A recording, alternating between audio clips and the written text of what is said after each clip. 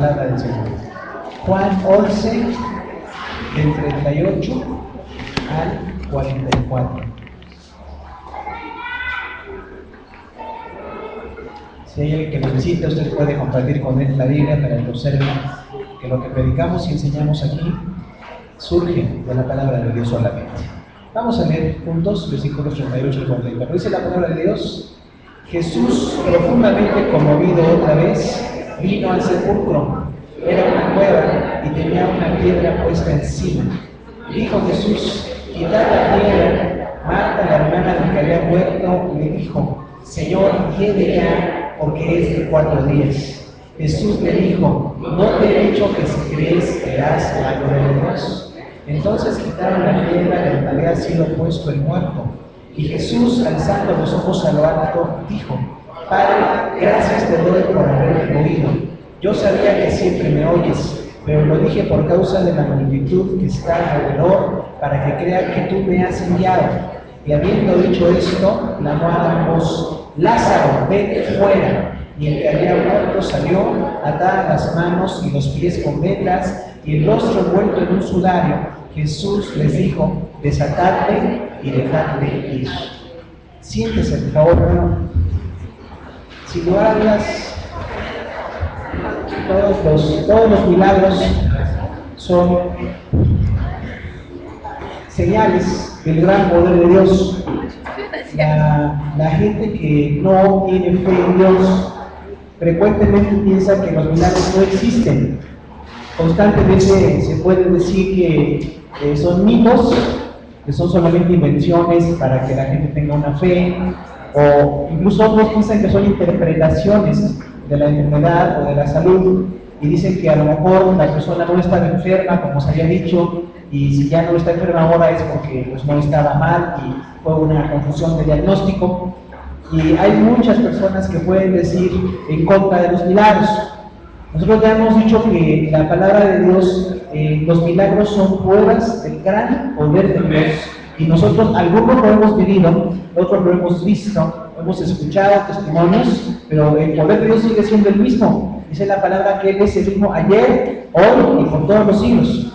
Así es que cuando leemos en la palabra decíamos que la mayor parte de los milagros que suceden son de sanidad. Recuerda que la primera división son milagros de sanidad. Cuando Dios le da la salud de una manera sorprendente a una persona, y entonces es un milagro de sanidad. Hay muchos. Algunos de nosotros hemos tenido estos milagros, los hemos vivido o los estamos viviendo posiblemente. Es una gran bendición. Hay otros milagros que se llaman de provisión. O sea, cuando Dios nos da para nuestras necesidades de una manera milagrosa, cuando Dios multiplica los alimentos, multiplica los recursos, multiplica las cosas, ¿no? Y entonces esto que necesitamos para vivir, Dios nos lo da de una manera milagrosa. Son milagros de provisión. También la tercera bendición son milagros sobre la naturaleza, como cuando Jesús caminó sobre el mar, cuando cayó al viento, es decir, la naturaleza momentáneamente se suspende en sus leyes con un propósito divino. Ahí ustedes pueden ver el caso de Eliseo, cuando flotó el hacha, ¿recuerdan? Es un milagro sobre la naturaleza, cuando Jesús anduvo sobre el mar, todo esto. Y el cuarto tipo de milagros, que es lo que estamos analizando, es la resurrección de muertos. ¿Por qué es tan importante la resurrección, hermano? Porque demuestra que nosotros tenemos vida después de la muerte. Dice la palabra del Señor que si los que han muerto van a resucitar, hemos ya tenido ejemplo de esto en personas que han vuelto a la vida.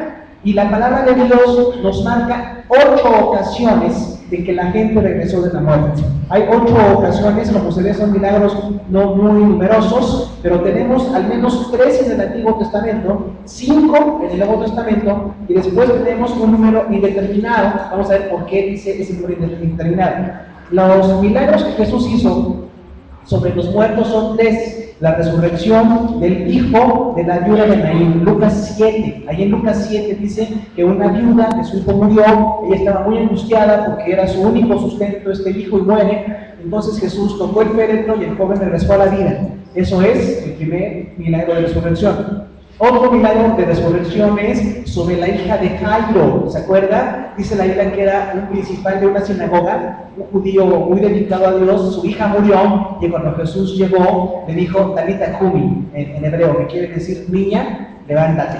Esta también la levantó Jesús, es el segundo caso de resurrección. Y el tercer caso es Lázaro, que estamos ya viéndolo por varias ocasiones aquí en varios domingos. Estamos todavía hoy, precisamente hablaremos de esa resurrección que fue muy especial. Ahora, hay un número indeterminado en el Nuevo Testamento, porque dice en Mateo 27 que cuando Jesús murió, muchos cuerpos de santos que habían muerto se levantaron. ¿Cuántos fueron? No sabemos, porque dice muchos. Pero literalmente personas que entendemos que habían muerto recientemente, antes de que Jesús muriera. En Mateo 27 dice, estos cuerpos de los muertos, los sepulcros se abrieron y los muertos salieron de los sepulcros. Imagínense nada más, que impresionante, ¿no? El poder de Dios es grande, hermano. Así es, no nada más un milagro habitualmente, sino pueden ser muchos. En el Antiguo Testamento tenemos tres específicamente. El caso de Elías, en 1 Reyes 17, él resucita a la hija de una mujer de Sarepta, una mujer sidonia. Y cuando está Elías allí en su casa, esta niña muere, entonces Elías ora por la niña y vuelve a la vida. Es un caso de un siervo de Dios orando por resurrección de una persona muerta. El segundo caso está en 2 Reyes 4, es con Eliseo, cuando dice también igual que una mujer viuda con un niño que muere, y la mujer dice, quiero que ores por mi hijo, y este profeta ora a Eliseo, y vuelve a la vida esta jovencita, ¿no? Es muy importante esto, es un jovencito. 2 Reyes 4. Y el tercer caso es muy interesante, 2 Reyes 13, porque dice, cuando estaba ya Eliseo muerto, sus huesos estaban casi al descubierto, había guerra, y cuando arrojaron un cadáver cerca del cadáver de Eliseo, la otra persona revivió. Así es que es un milagro impresionante, hermano. ¿Qué es eso? Dios honra la vida de sus hijos. ¿Había poder en los huesos de Eliseo? No, realmente Dios en su misericordia permite que aún después de su muerte, Eliseo, que fue un hombre en el que Dios usó para hacer muchos milagros, una persona revivió al tocar su cadáver. ¿Es impresionante o no es impresionante la palabra de Dios? Ahora, nosotros hemos visto casos, hemos oído personas que testifican y pues le damos gloria a Dios, ¿no? Pero no estamos tan lejos de que estos milagros tan grandes se puedan hacer. En el Nuevo Testamento también hay dos casos. Hay un caso del apóstol Pedro sobre Dorcas, ¿se acuerdan? Dorcas o Tabita, ahí en Hechos 9, donde dice que era una mujer muy productiva con sus manos, trabajaba talentos en su iglesia y murió. Y cuando Pedro oró por ella, la mujer regresó a la vida. Es decir, que es otro caso del apóstol Pedro. Y el otro es el caso de Pablo, Hechos 20, con Eutico, un joven que casi no pasa, se durmió durante la predicación y se cayó de un techo, ¿se acuerdan? Y cuando se cayó estaba muerto, Pablo oró por él y siguió predicando. ¿Usted cree que algunos predicamos largo? Hubiera visto a Pablo, él siguió predicando toda la noche. Y en la madrugada vio a Eutico vivo, o sea que regresó de la vida un joven que había muerto. Particularmente no hay problema con que la gente se duerme en la iglesia. Yo estoy de acuerdo con un pastor que dice, prefiero vernos dormidos en el templo que vivos en el mundo. Entonces yo creo que estamos de acuerdo con eso, pero nada más no se vaya usted a caer de un lugar alto, una cosa así, porque es peligroso. Los que se duermen, no se preocupen, ustedes están meditando profundamente. Pero el caso de Eutico, que sí se cayó de un piso alto, entendemos que era un niño prácticamente, se cayó de un piso muy alto dormido y entonces estaba muerto. Y Pablo oró por él y el Señor le dio la vida. Entonces hay tres milagros de resurrección en el Antiguo Testamento, hay 3 en el Nuevo Testamento, más los que Jesús hizo, que dice que fueron muchos. Y esto es algo muy importante. Ahora, ¿por qué hay estos casos de resurrección? Porque Dios dice que si la gente que está muerta y vuelve a la vida temporalmente es un gran milagro, esto es prueba de que sí, vamos a resucitar todos el día que muramos y Dios nos levante para ser juzgados y estar con Él para siempre, o para ser juzgados e ir al infierno para siempre. Esto es lo que dice la palabra de Dios. Entonces la resurrección es muy importante. Encontramos entonces 8 casos en toda la Biblia, más el caso de muchos, que no sabemos cuántos fueron, pero hay casos de gente que resucitó. Ahora, vamos a hablar en este momento de 2 enseñanzas derivadas de la resurrección de Lázaro. 2 enseñanzas derivadas de que Dios levantó a este hombre del que ya hemos hablado. La primera enseñanza, hermanos, es la autoridad. ¿Por qué se puede levantar un muerto? Porque Dios tiene toda autoridad. Entonces, en este caso, dice la palabra del Señor, Jesús, nuevamente conmovido, vino al sepulcro. Ya dijimos que las emociones de Jesús eran intensas. Aunque Él es Dios y tiene todo el control y sabe todas las cosas, le duele ver los efectos de la muerte. Le duele ver cómo una persona a la que Él quiso a su amigo estaba muerto, las hermanas decían de dolor y los judíos ahí alrededor que no entendían muy bien las cosas. A Jesús le duele la condición de muerte de la gente. Dios no es ajeno. Si hay entre nosotros algún deísta, o sea, alguien que cree que Dios existe, pero que no está interesado en nosotros, eso es el deísmo. Vemos aquí en la palabra de Dios que Jesús se conmovió hasta las lágrimas al ver el llanto, el dolor, la muerte de su amigo. Jesús lo sabe todo, ya sabía lo que iba a pasar, de hecho sabía que iba a resucitar a Lázaro, pero el momento es tan importante y tan intenso que dice la palabra, la semana pasada decíamos, las palabras griegas significan indignación y dolor por la situación de la muerte. A Dios le indigna la condición del hombre. Pero quiero decir algo muy importante. Cuando usted está lejos de Dios, usted está muerto en sus pecados. No solamente está muerta la persona que por enfermedad o por accidente o una situación a veces inexplicable pierde la vida. Las personas que vivimos lejos de Dios estamos muertos en nuestros pecados.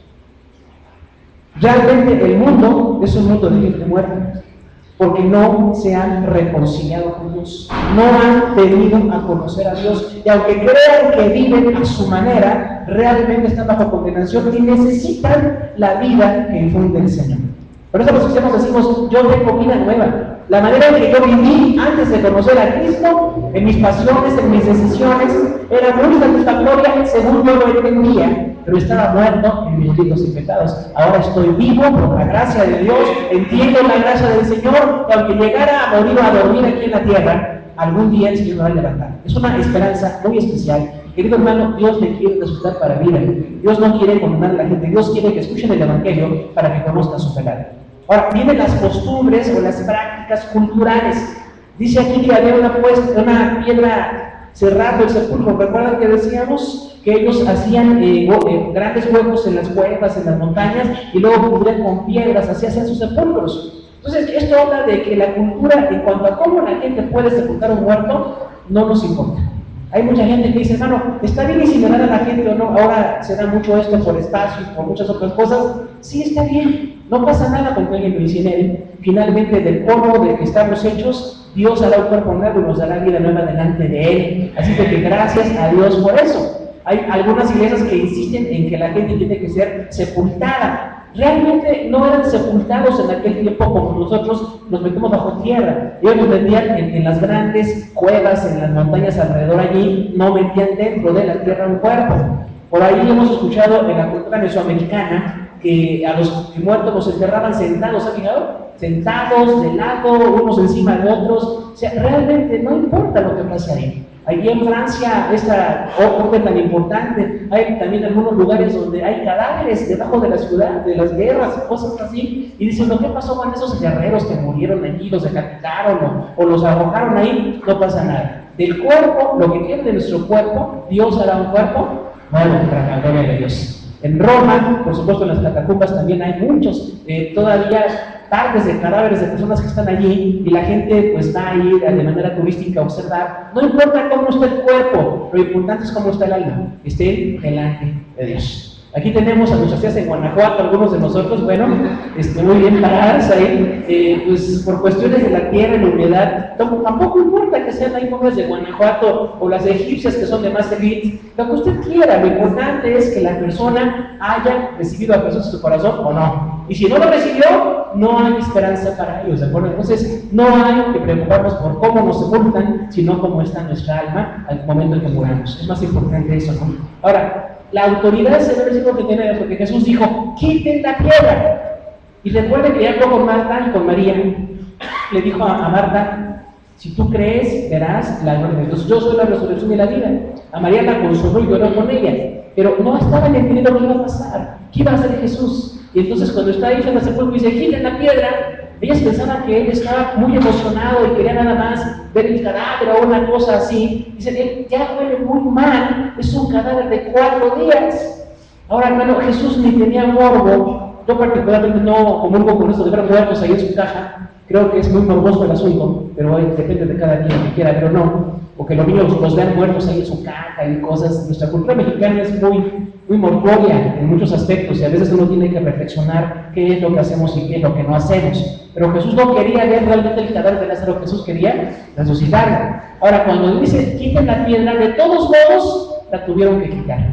Marta, que otra vez era la administradora del trabajo, dice: Señor, ya quiere porque tiene este tiempo de muerte. Ahora, esto de que tenían 4 días de muerto, recuerda que el plan de Dios es para que sepamos que realmente estaba muerto. No fue un estado de catalepsia, no fue un estado de disminución de los signos vitales y la persona está como muerta, pero no está muerta realmente. Ahora se que incluso con ciertos químicos se puede simular la muerte de una persona. No era eso, realmente ya 4 días muerto era algo innegable.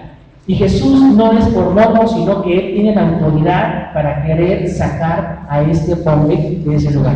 Ahora, versículo 40, Jesús le contestó a Marta: ¿no te he dicho que si crees verás la gloria de Dios? Hermano, los creyentes vemos la gloria de Dios. La palabra griega doxa o doxa, de ahí viene nuestra traducción para gloria. Literalmente quiere decir lo que tiene un gran brillo. ¿Usted sabe que Dios tiene un gran brillo? Dios tiene una luz infinita. Dicen algunos por ahí del Antiguo Testamento, con Moisés, cuando Dios cubrió para que Moisés no muriera al ver alto de la gloria de Dios. Nadie podemos ver a Dios en su infinitud, hermano. Incluso cuando estemos con Él en la eternidad, con cuerpos nuevos, habrá algo que veremos de Él mucho más que ahora, pero nunca alcanzaremos a ver toda la gloria de Dios. La inmensidad, la omnisciencia, todos los atributos del Señor brillan cuando Él está bendiciendo a alguien. Así que nosotros queremos ver la gloria de Dios. Hace algunos años vino a México un predicador rumano, muchos años, y este joven rumano traía un solo mensaje. Usted sabe que hace 20 o 30 años el comunismo era mucho más fuerte en Europa y entonces había menos iglesias que ahora. Si ahorita hay una crisis de iglesias, hace 30 años estaba peor con el bloque comunista. Y entonces este joven decía que él había sido criado por papás cristianos en Rumania. Un misionero fue a Rumania. Hay por ahí incluso un libro que se llama El contrabandista de Dios. No sé si todavía existe, ahora hay otros libros de otras cosas. El contrabandista de Dios era un misionero en Europa, la Europa comunista, y él, ¿sabe qué contrabandeaba? Biblias. Contrabandeaba Biblias porque no se podía llevar la palabra de Dios a esos lugares. Y él contaba un testimonio de que metía coches y en la cajuela traía Biblias. Y entonces en muchas ocasiones, como podían llegar en aquellos lugares, en coche, caminando, en animales o como pudieran, llevaban Biblias a lugares donde estaba prohibido llevar la palabra de Dios. Es el único caso cuando no nos sujetamos al gobierno. Cuando los gobiernos impiden que las cosas de Dios se hagan como deben de hacerse, no podemos dejar de predicar la palabra. Todas las demás reglas tenemos que obedecerlas. Pero este libro, El contrabandista de Dios, viene a colación porque exactamente este contrabandista de Biblias en una ocasión llevó Biblias a Rumania y las llevó en un carro más viejito como el que algunos traemos, así un carro viejito, y llegó a un lugar donde estaba la policía ahí vigilando y era Navidad. Y entonces llega este hombre ahí con su carrito y en la cajuela llena de Biblias, así bolsas llenas de Biblias, y ve a la policía que está ahí en ese RT y no puede hacer otra cosa y se queda orando a Dios y dice: Señor, ayúdame. Y entonces cuando llegan los policías rumanos allí, dicen: ¿qué trae en la cajuela? Y él dice: pues traigo regalos. Dice: ¿por Navidad? Sí, por Navidad. Y ya abre la cajuela. Y cuando abre la cajuela, ven ahí todas las bolsas, el policía empieza a hurgar un poco. ¿Son libros? Sí, son libros. ¿Para quién? Para mis hermanos. Dice: ¿cuántos hermanos tiene?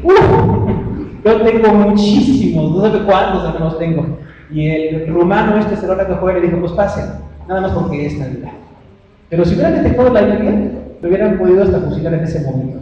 Entonces, este es el ministerio cuando cuesta. A veces nosotros, aunque tenemos un poco de persecución en México, y aunque es difícil ser cristiano por la sociedad, no se compara con lo que otros sufren.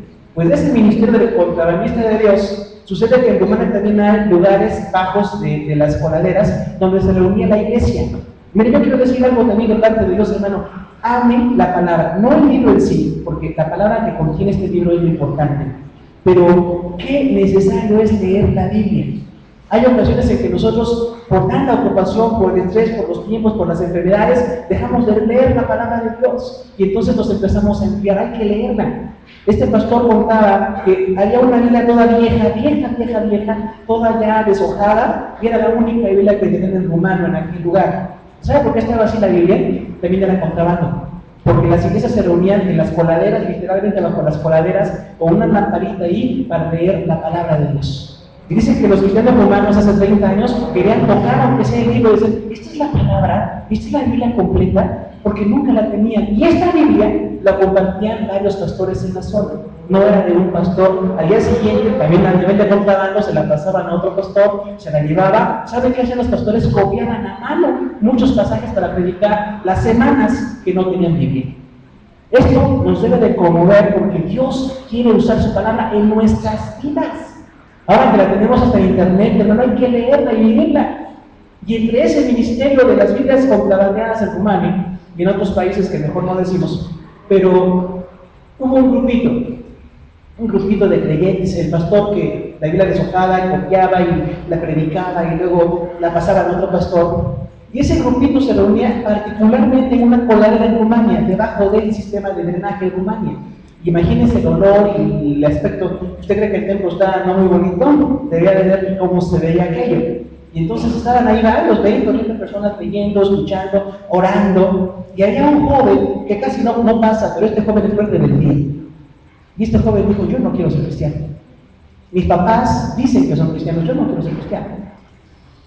Y por supuesto el gobierno me apoyaba. Y entonces sucedió una cosa interesante. Este joven denunció a sus papás como cristianos para que los metieran en la cárcel. ¿Y saben qué? Los metieron en la cárcel. Afortunadamente salieron de la cárcel y siguieron predicando allí en las catacumbas. Y este joven, una cosa muy curiosa, a pesar de que él no era cristiano, iba a la reunión. Y allí, en donde estaban en esa coladera, habían lámparas de queroseno, lámparas de gas. Y entonces las tenían que prender para poder iluminar la coladera donde estaban y ahí leer la palabra de Dios.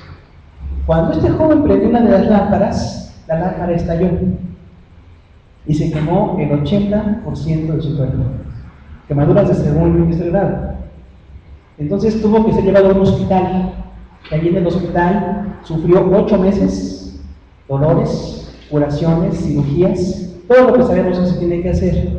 Pero él empeoraba.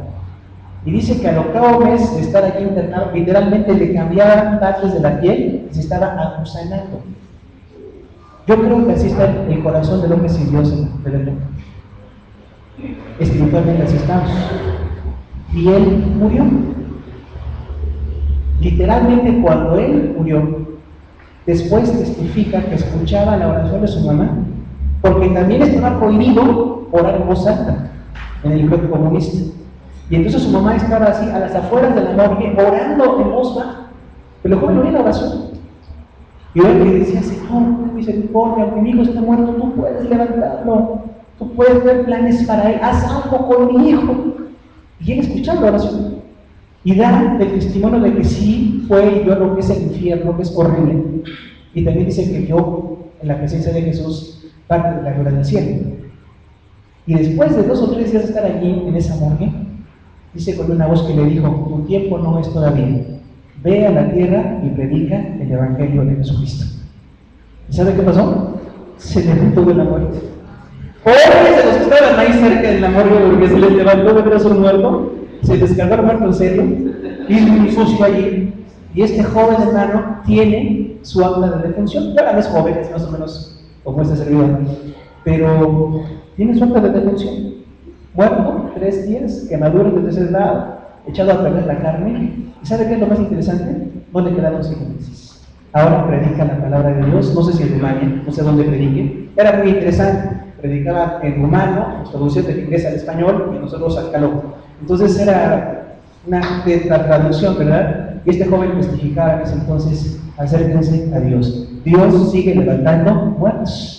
Y como este caso hay varios más, que por espacio lo vamos a contar ahorita, pero Dios levanta muertos, ¿sí? Pero hay un propósito específico, hay poder en el nombre del Señor, y si Él quiere levantar a alguien que muere, hermano, con un propósito se puede hacer, pero siempre habrá una conmoción alrededor. Yo quiero decirle de parte de Dios, sí, hay personas que han vuelto de la muerte, pero para testificar de Dios.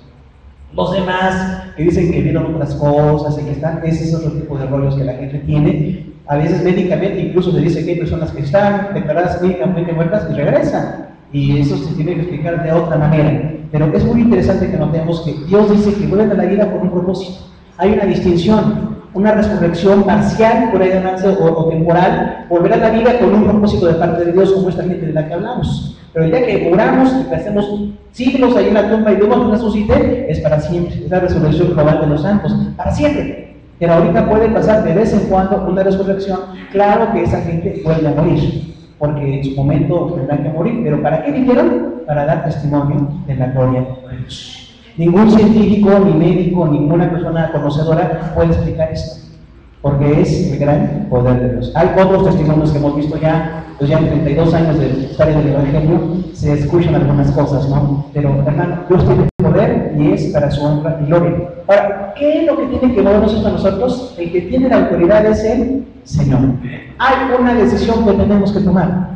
Si usted prefiere creer en la naturaleza, en la evolución, en la ciencia, en lo que la gente maneja, pues es valedero, usted puede creer en eso, pero no tiene esperanza de la vida eterna. Ahí hay explicaciones científicas o hay una observación naturalista del cosmos, pero no hay explicación de lo espiritual y de las cosas de Dios.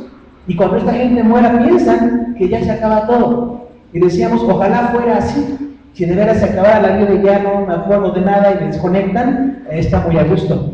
Pero, ¿y si sí es verdad lo que dice la Biblia?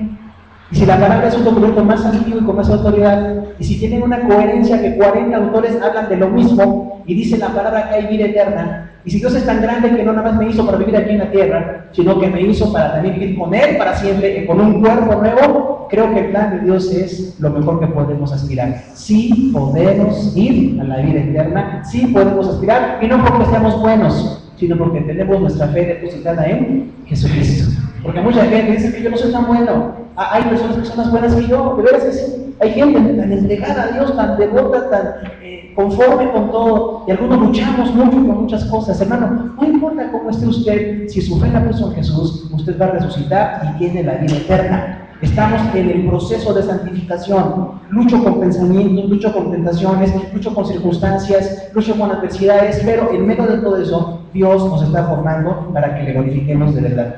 Dice la palabra que a Dios la muerte de los santos es valiosa en el Apocalipsis. Dios valora la muerte de sus santos. ¿Cuánta gente ha muerto como mártir? En este momento sigue habiendo mártires, por supuesto. En todo el mundo hay persecución. Y los que mueren por su fe cristiana, pues están dando gloria a Dios. Pero nosotros que no estamos muriendo ahorita, hermano, hay que vivir para Dios. No espere a morir para Dios, viva para Dios primero. Si un día tenemos que morir por la fe, pues que Dios nos fortalezca para dar un buen testimonio. Pero mientras estamos en las cosas de Dios, aún nuestra muerte es valiosa delante de Él. Yo le digo que no piense que es un número más, no es un ente biológico más que se muere. Como dice la ciencia, nace, crece, se reproduce y se muere. Eso es lo que la biología ve, pero en realidad, hermano, las cosas no son así. Cuando usted ve aquello de que la materia no se crea ni se destruye, aquellas leyes de la termodinámica y todo, son falsas. Un bebé se crea o evoluciona, ¿cómo está la asunto? Se unen dos células y se multiplican y da vida. Entonces, ¿la materia se crea o no se crea? Sí se crea, ¿verdad? Ahora, cuando se destruye, bueno, será en el final del tiempo, cuando Dios queme todo, dice la palabra que será todo quemado por fuego y habrá una destrucción. Y también la gente dice que la materia es energía y que un día va a arder todo. Bueno, pues en parte tienen verdad, pero no todo lo que la ciencia enseña es cierto. Hay cosas muy ciertas y hay cosas muy falsas, aunque seamos posmodernos, siglo XXI, guacalquenses, muy nice, no importa. Hay cosas que no sabemos, hay cosas que no manejamos, y el único que maneja todas las cosas es Dios. Entonces es importante que entendamos que nuestra muerte es para la gloria de Dios. ¿Puede levantar a los muertos? Sí. Si tiene un propósito, si tiene un plan. Yo conozco varios casos más de gente que dice que Dios los levantó de la muerte, los vimos, los escuchamos. Podrían mentir, pero no tiene caso mentir de estas cosas tan importantes cuando el poder de Dios es real, ¿verdad? Entonces yo creo que Dios nos puede levantar aún de la muerte para la gloria de Él. Y saben que los milagros se ven los atributos de Dios. la misericordia, el amor, la cercanía al levantar a un muerto. ¿Quién era Lázaro? Un amigo de Jesús. Nada más por la gracia de Dios fue levantado. No fue ni un hombre supernotorio, ni fue alguien que dio, ni hizo. Hermano, y así somos nosotros, gente común y corriente, a la cual Dios bendice. Dios levanta y Dios le da cosas nuevas para predicar la palabra de Dios. Algo muy importante, la resurrección complementa el mensaje del Evangelio. A la gente le hablamos del Evangelio, cambie su vida, acérquese a Dios, el mundo está terrible, pero usted puede acercarse a Dios. Y sabes, es un cambio en su vida.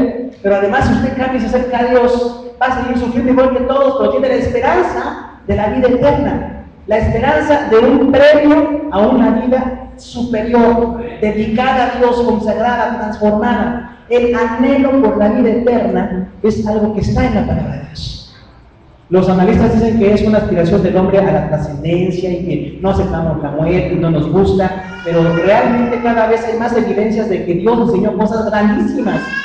El genoma humano, las ciencias, el cosmos que ahora se analiza, todo lo que ahora se ve, vemos que hay un Dios muy grande detrás de todo. Y sabe que la buena noticia es que este Dios grande quiere que usted tenga vida eterna. No quiere que nada más viva aquí 60, 70, 80 años, quiere que usted viva allá en la eternidad con Él. Nos ama tanto que nos creó su imagen. Es un mensaje diferente al mensaje del mundo, que solamente nos limita con la muerte y se acaba todo. Y ese mensaje del mundo es para que vivamos como animales. Podemos vivir como animales, ¿no? Los animales se mueren y no pasa nada. Un perro puede matar a otro y no es criminal, es perro. Pero si uno le mata a otro, es un crimen delante de Dios. Sin embargo, la gente prefiere no creer así para no ser condenada. La gente no quiere acercarse. Pero cuando usted se acerca, dice, gracias a Dios, porque por su autoridad me va a levantar de la muerte. Así es que algo más importante también, déjele de tener miedo a la muerte. Muchos de nosotros, hermano, no queremos morir. Creo que la gran mayoría, ¿no? Pero si nos llegara a pasar, como hemos dicho, el proceso de morir es doloroso. Cuando hay enfermedades, hay padecimientos, todas las cosas que sabemos que son muy complicadas. No queremos ese proceso. Pero posiblemente en el momento de morir hay aún la misericordia de Dios estará con nosotros y nos permite pasar de esta vida a la vida eterna. Estamos cerca de la vida eterna, no está lejos de nosotros, pero queremos tener la certeza de que estamos con el Señor. Decirle, Señor, yo quisiera no morir con mucho dolor, no quisiera estar convaleciendo allí muchos meses o estar grave o que me internen, que me intuben. Ahora hablan de incluso aquella gente que quiere ser libre para decidir cuándo morir, la eutanasia. Hay muchas cosas que se analizan. Yo creo que el que decide el día que voy a morir es Dios. Pero lo que sí quiero es fortaleza para el proceso, el sufrimiento, gasto económico, todo lo que se da. Pero la muerte en sí, ya no tenemos temor, porque iremos de la mano con nuestro Señor. No dice la Biblia exactamente que vengan ángeles, ni que tengan túnicas largas, ni que se parezcan a Nicolas Cage, ni nada de eso. Algunas hermanas quisieran que fuera así, quién sabe si lo hacen. Pero lo que sí es cierto, dice la palabra que va a enviar ángeles para llevarnos a su presencia. ¿Cuántos, cómo son, qué pasa? No sabemos. Pero sí tenemos la seguridad de que Dios está con nosotros. ¿Sabe qué? La misma seguridad que tenemos para vivir es la que tenemos para morir, porque es el mismo Dios. Así que tenemos que esperar la resurrección. Estas personas que volvieron a la vida dan testimonio de que sí hay resurrección.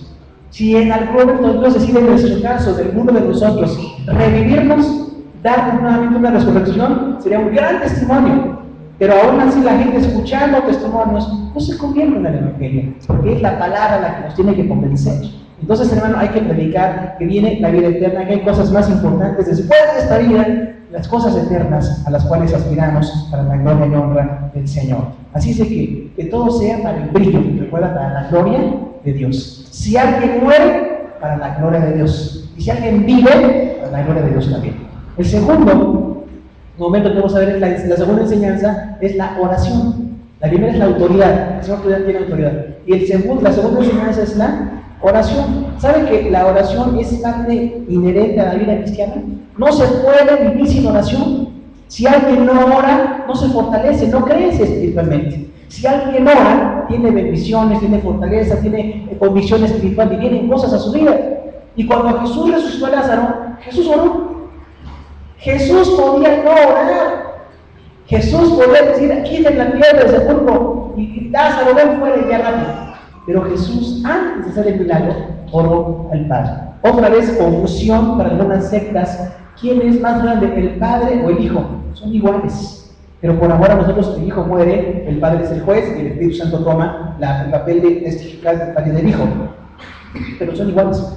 Y dice aquí que cuando quitaban la piedra, dice Jesús alzó los ojos al cielo. ¿Qué significa alzar los ojos al cielo? Reconocer el poder superior. ¿Sabe usted qué significa hombre?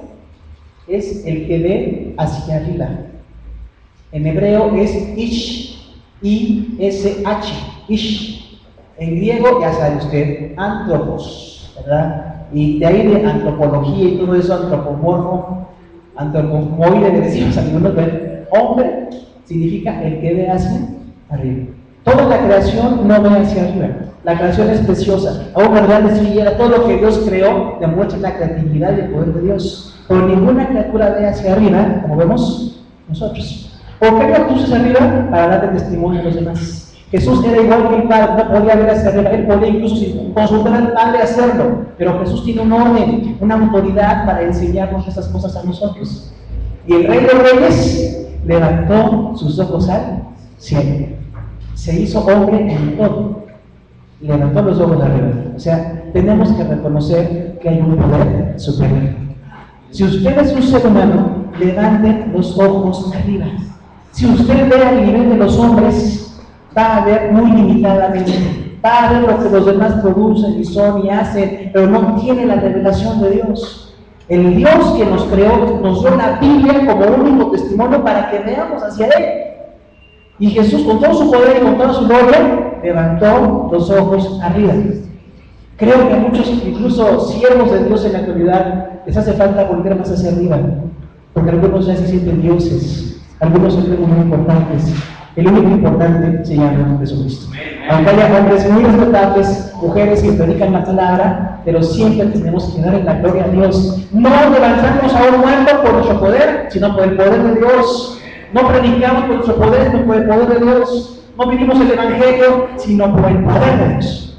Y Jesús enseña, siendo Dios, volver a ver hacia el Padre. Y dice que al levantar los ojos, demuestra que tiene una oración y dijo: Padre, te doy gracias por haberme oído. ¿Qué cosa tan interesante? Jesús no dice porque quiero que apenas me escuches, ya me oíste. Hay tal comunión entre el Padre y el Hijo que antes de hablar ya saben, porque ellos conocen todo, no tienen que hablar de hecho, pero ya saben lo que Jesús le iba a pedir. Y él reconoce al Padre como autoridad. Padre, yo te ruego que permitas que Lázaro vuelva de la muerte para testimonio con el propósito que tenemos. Y el Padre dice de inmediato: por supuesto que sí. En estas personas divinas no hay diferencia.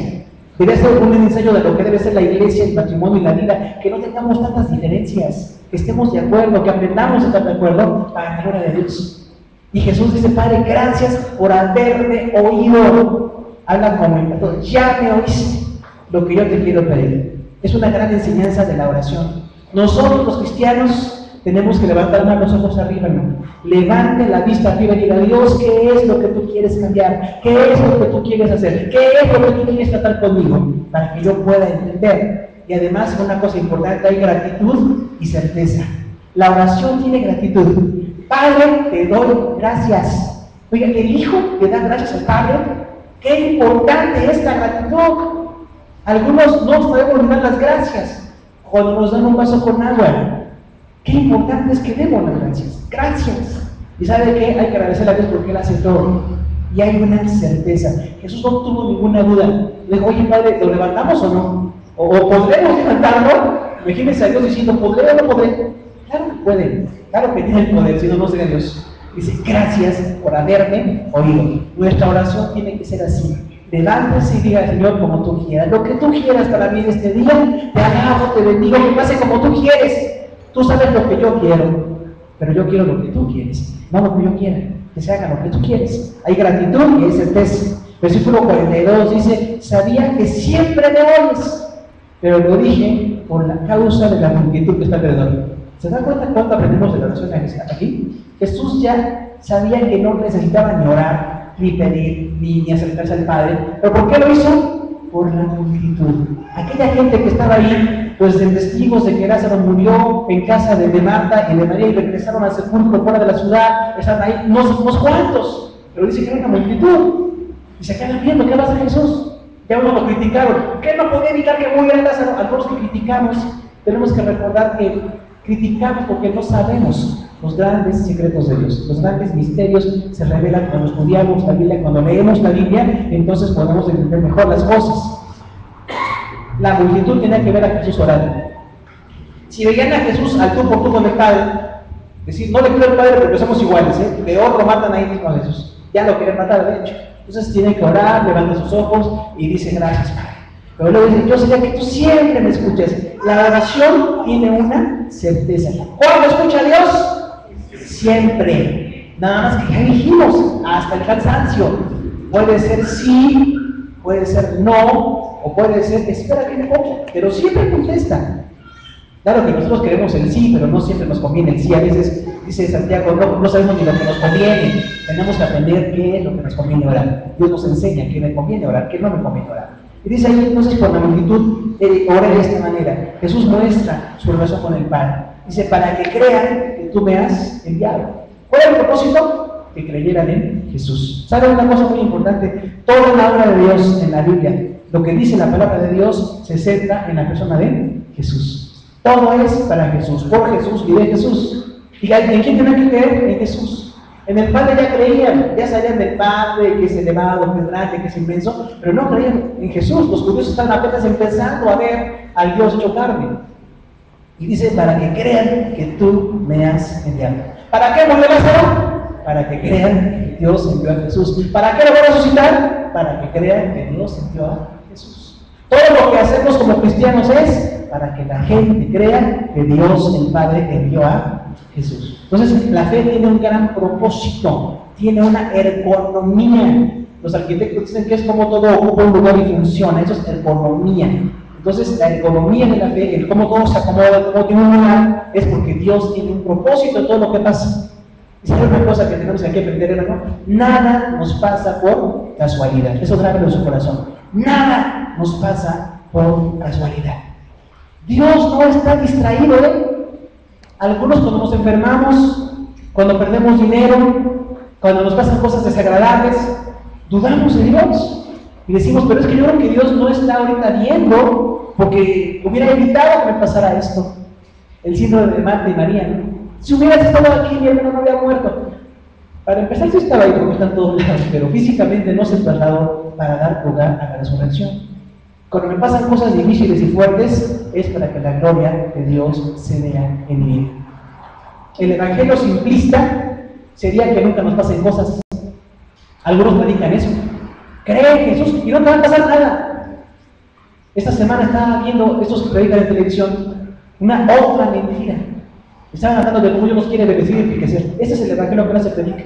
Dios te quiere rico y te quiere que tú prosperes. Esa es una parte del evangelio, no es todo. Pero este que estaba entrevistando al otro ahí en Costa Rica y dice, bueno, es que entonces Dios siempre nos quiere prosperar. Sí, Dios nos quiere prosperar. Yo no encuentro ni una vez que digan que Dios no te quiere prosperar.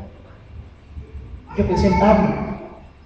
En Hechos 9 dice Dios a Ananías, predícale a Pablo porque él no sabe cuánto tiene que sufrir por causa mía. ¿Sufrió algo? En el ministerio se sufre o no se sufre. Sí se sufre. En la vida normal se sufre, pero el sufrimiento es para que se vea la gloria de Dios. No siempre es riqueza, no siempre es prosperidad. Si este evangelio del dinero y de la prosperidad que se dice fuera cierto, Pablo fracasó, Pablo fue pobre, Pablo anduvo en naufragios, en persecuciones, lo matan casi varias veces. Y este pseudo evangelio que se predica, hay que atacarlo. Dios me quiere prosperar en ocasiones, parcialmente, cuando Él quiera, pero no siempre. Hay ocasiones en que mi sufrimiento, mi pobreza, dan testimonio de la gloria de Dios. ¿Qué tal mi enfermedad? Cuando alguien está sano, es entendible observarlo. Tiene el poder, la fuerza, la salud, se ve la bendición de Él. Pero cuando alguien está enfermo y sigue predicando y sigue evangelizando y sigue viviendo, eso es un creyente de verdad, que dice, yo glorifico a Dios, tenga o no tenga. Cuando usted se queda sin un centavo, ¿le ha pasado o no le ha pasado? Ese coronel que tenemos nos pasa muy seguido. Había por ahí, cuando se predicaba el Evangelio concreto, ahora que se predican tantas cosas, hay un libro que decía así: gloria a Dios, estoy sin un centavo. Así decía el libro. Y decimos, no sé si algunos ya lo compramos y ya lo gastamos. Pero qué bueno, ¿qué pasa cuando no tengo dinero? Viene la provisión de Dios. No que deje de tener dinero por mal administrado, porque algunos administramos muy mal. Pero cuando no tengo nada, Dios provee y da y bendice. Entonces el Evangelio, hermano, es de todo. Tenemos lo mismo que tienen los no cristianos, nada más que contamos con el gran poder de Dios, con la fortaleza de Dios. Enfrentamos la soledad, enfrentamos la pobreza, enfrentamos la enfermedad o no un poder más grande que nosotros.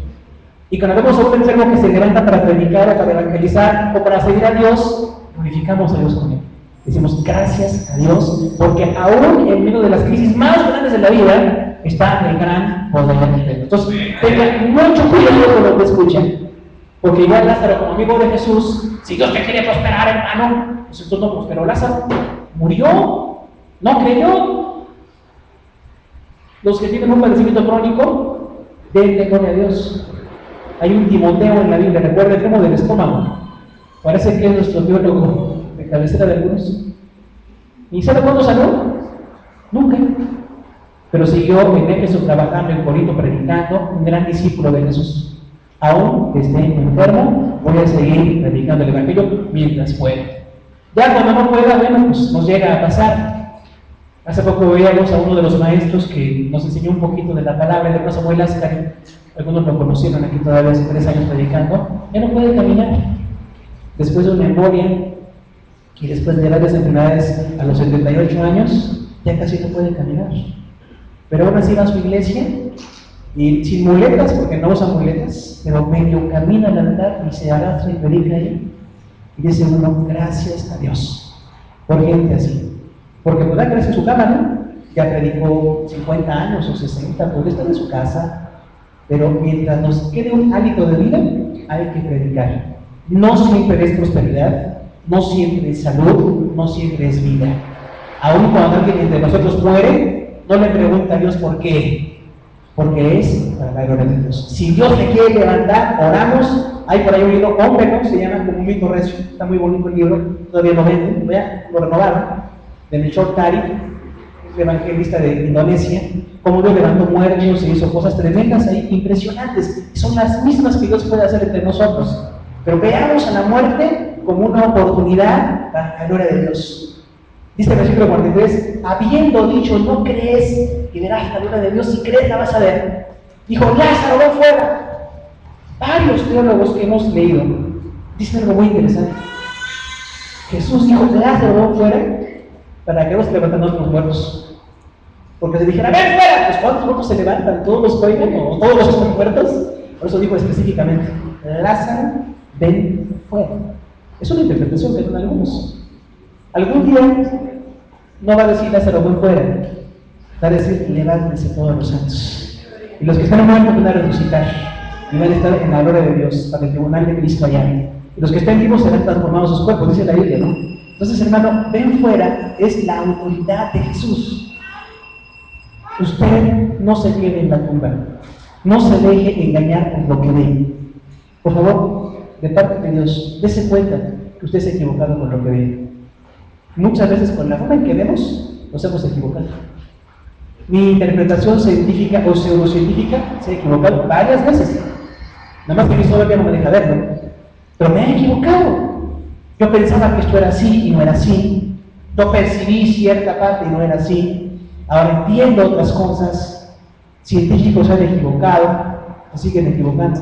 No todo en parte, nada más. El único que nunca se equivoca es Dios. Y Él dice, ven fuera, y Lázaro salió. Yo le invito a que usted salga del sepulcro. Si usted sale de este lugar no acercarnos a Dios, no creyendo en Dios, usted sigue igual. Su vida va a seguir como Dios permita, pero no tiene la transformación, no tiene la metamorfosis que Dios quiere para que usted venga fuera del sepulcro con menos ya. ¿Hay algo de malo en la resurrección? ¿Hay alguna cosa que nos dañe? Es una bendición.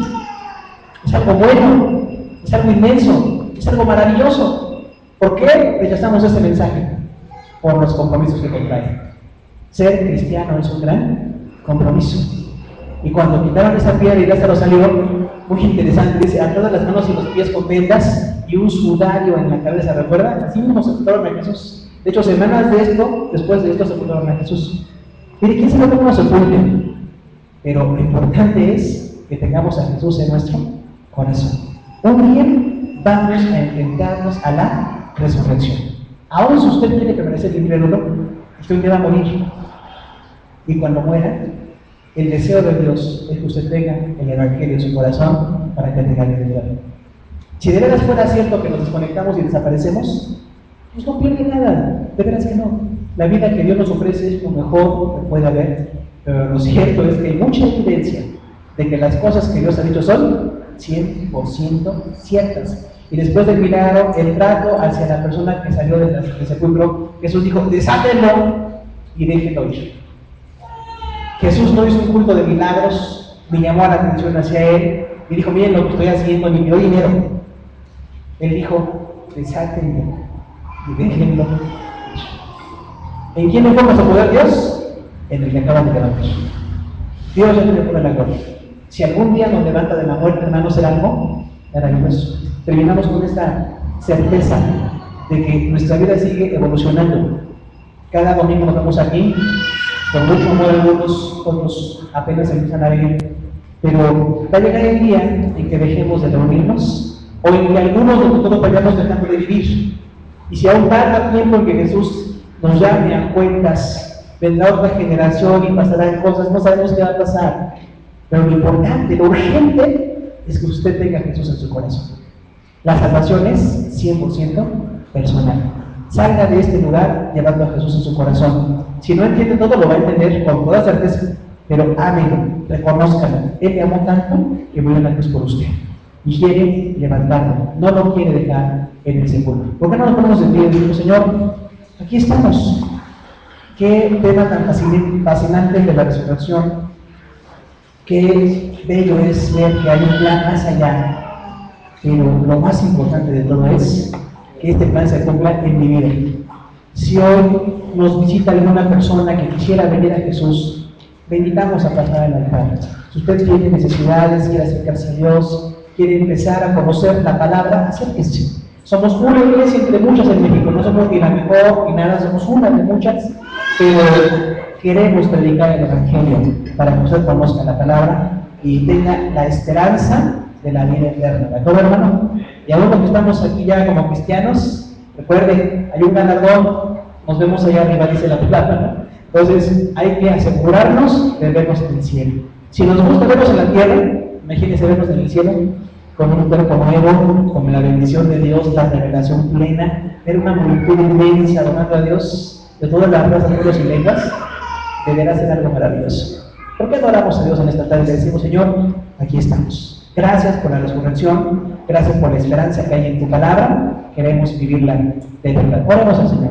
Señor, te damos gracias en esta tarde por tu palabra. Gracias por este gran milagro de la resurrección de Lázaro, Señor. Hay mucho preámbulo para el tema, Padre, todo lo que pasó con sus hermanas, lo que vivieron al ver que él moría y que no estaba Jesús físicamente con ellos, Señor. El sufrimiento, el duelo, el dolor tan grande de que alguien tan querido muera, es algo que todos hemos experimentado y lamentablemente vamos a seguir experimentando. Pero te pedimos que en esta tarde tu presencia y tu gracia estén en nuestra vida, Señor, para que podamos glorificarte. Tú quieres la vida eterna para cada persona, Señor, cada niño pequeño que está aquí, tú tienes el plan para que tenga vida eterna, cada joven, cada señorita, Señor, tú quieres que ellos estén en tu palabra, que tengan vida eterna, que tengan tu verdad en su corazón, Señor, que haya una resurrección para ellos, los varones y mujeres que estamos aquí también, Señor, tú quieres darnos vida eterna, no quieres que nos echen en ese sepulcro, que nos incineren y ahí acabe la historia, sino que apenas empieza la historia más larga de nuestra vida, que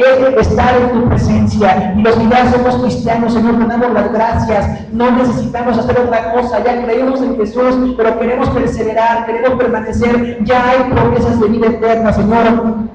Tú no quieres que acabe nuestra vida en el sepulcro, Padre, que algunos tenemos temor a morir, tenemos temor al procedimiento de enfermedad que nos lleve, el accidente que nos pueda llevar a la muerte, Señor, pero queremos hoy confiar en tus manos toda nuestra vida y decirte gracias, porque si tú me das vida aquí en la tierra, me vas a dar vida en la eternidad, Señor. Si tú levantaste a 8 personas en la Biblia y a muchos más cuando moriste, Señor, no sabemos cuántos son en total, pero estas personas que se levantaron de la muerte son testigos de la resurrección. Nos dicen, sí, hay resurrección, no te tienes que quedar en un sepulcro, no te van a desconectar, no se acaba todo, hay vida eterna, Señor. Y queremos decirle a la gente que es mejor morir como un creyente que morir como un incrédulo, Señor, porque quizás el incrédulo piensa que vive a su manera, pero está muriendo sin la seguridad. Y los creyentes tenemos que morir con la seguridad de que nos vamos a ir a tu presencia, Señor. Habrá enfermedades, necesidades, desencantos aquí en la tierra, habrá muchos problemas, igual que toda la gente, pero tenemos la presencia de Dios y la esperanza de la vida eterna, Señor. Te alabamos, te bendecimos, te rogamos que infundas en nosotros la certeza de que nos quieres llevar a la vida eterna, y todos tenemos una urgencia de reconocer, Señor, que en cualquier momento podemos morir. No tenemos la seguridad del día ni la hora en que vayamos a morir, Señor. Podemos morir siendo niños o bebés, incluso nonatos o ancianos o jóvenes o adultos, no sabemos, pero te pedimos que el momento que la muerte nos sorprenda, ya estemos asegurados con Jesús. Tu palabra esté en nuestro corazón. Ser cristiano no es nada más ir a un templo,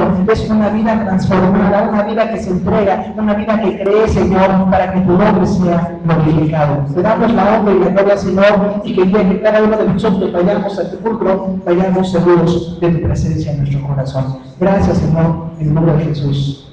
Amén. Pues sigamos adelante, hermano. Siéntese, vamos a orar esta tarde por algunas necesidades, algunas peticiones.